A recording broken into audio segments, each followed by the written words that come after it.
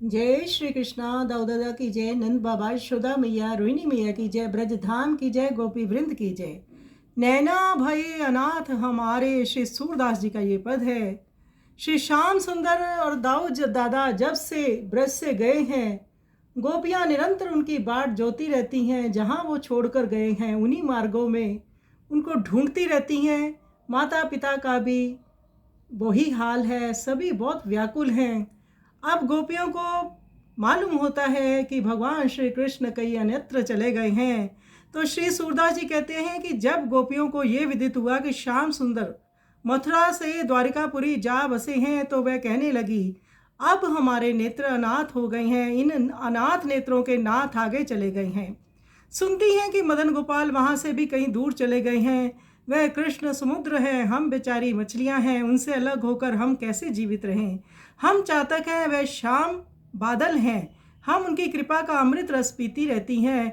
मथुरा में उनके रहने से दर्शन की आशा लगी रहती थी, किंतु उनका मार्ग जोते जोते अब नेत्र हार गए हैं। श्री सूरदास जी कहते हैं कि विधाता ने हमारे लिए विपरीत स्थिति उत्पन्न कर दी है।